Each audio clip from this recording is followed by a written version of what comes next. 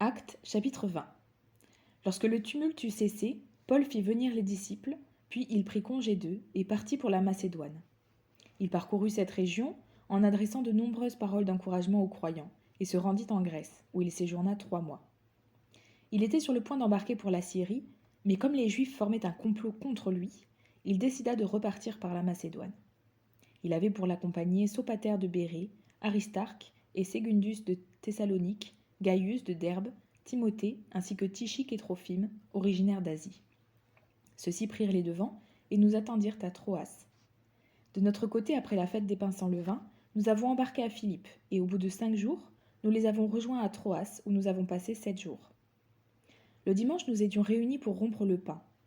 Comme il devait partir le lendemain, Paul s'entretenait avec les disciples, et il a prolongé son discours jusqu'à minuit. Il y avait beaucoup de lampes dans la chambre à l'étage où nous étions rassemblés. Or, un jeune homme du nom d'Eutychus était assis sur le bord de la fenêtre. Il s'est profondément endormi pendant le long discours de Paul, et entraîné par le sommeil, il est tombé du 3e étage. Quand on a cherché à le relever, il était mort. Mais Paul est descendu, s'est penché sur lui et l'a pris dans ses bras, en disant « Ne vous inquiétez pas, car son âme est en lui. » Ensuite il est remonté, a rompu le pain et a mangé. Il a poursuivi ses entretiens jusqu'à l'aube, puis il est parti. Le jeune homme a été ramené vivant, à leur grande consolation. Quant à nous, nous avons pris les devants pour embarquer sur un bateau à destination d'Assos. Nous devions y reprendre Paul, conformément à ses instructions, car il voulait faire la route à pied. Lorsqu'il nous a rejoints à Assos, nous l'avons pris à bord et sommes allés à Mytilène. De là, continuant par la mer, nous sommes arrivés le lendemain en face de Chios. Le jour suivant, nous sommes passés par Samos, et le jour d'après, nous sommes arrivés à Milet. Paul avait décidé de passer au large d'Éphèse sans s'y arrêter, afin de ne pas perdre de temps en Asie. Il se dépêchait en effet pour être, si possible, le jour de la Pentecôte à Jérusalem. Cependant, de Milet, il a envoyé chercher à Éphèse les anciens de l'Église. Lorsqu'ils sont arrivés chez lui, il leur a dit « Vous savez de quelle manière je me suis toujours comporté avec vous, depuis le jour où j'ai mis le pied en Asie. J'ai servi le Seigneur en toute humilité, avec des larmes et au milieu des épreuves que provoquaient pour moi les complots des Juifs.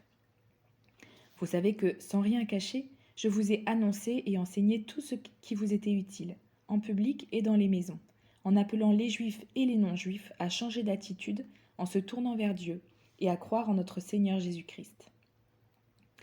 Et maintenant, voici que, lié par l'Esprit, je vais à Jérusalem sans savoir ce qui m'y arrivera. Je sais seulement que de ville en ville, l'Esprit Saint m'avertit que des liens et des souffrances m'attendent. Mais je n'y attache aucune importance, et je ne considère pas ma vie comme précieuse, pourvu que j'accomplisse ma course et le ministère que le Seigneur Jésus m'a confié, annoncer la bonne nouvelle de la grâce de Dieu. Désormais, je le sais, vous ne verrez plus mon visage, vous tous au milieu de qui j'ai passé en prêchant le royaume de Dieu. C'est pourquoi je vous déclare aujourd'hui que je suis pur du sang de vous tous, car je vous ai annoncé tout le plan de Dieu sans rien en cacher. Faites donc bien attention à vous-même et à tout le troupeau dont le Saint-Esprit vous a confié la responsabilité. Prenez soin de l'Église de Dieu qu'il s'est acquise par son propre sang. Je sais qu'après mon départ, des loups cruels s'introduiront parmi vous, et ils n'épargneront pas le troupeau. De vos propres rangs surgiront des hommes qui donneront des enseignements pervertis pour entraîner les disciples à leur suite. Restez donc vigilants, et souvenez-vous que durant 3 ans, nuit et jour, je n'ai pas cessé d'avertir avec larmes chacun de vous. Et maintenant, je vous confie à Dieu et au message de sa grâce, lui qui a le pouvoir d'édifier et de donner un héritage avec tous les saints. Je n'ai désiré ni l'argent, ni l'or, ni les habits de personne.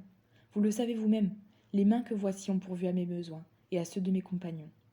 En tout, je vous ai montré qu'il faut travailler, ainsi pour soutenir les faibles et se rappeler les paroles du Seigneur Jésus, puisqu'il a lui-même dit « Il y a plus de bonheur à donner qu'à recevoir ». Après avoir dit cela, il s'est mis à genoux et a prié avec eux tous. Tous ont alors fondu en larmes.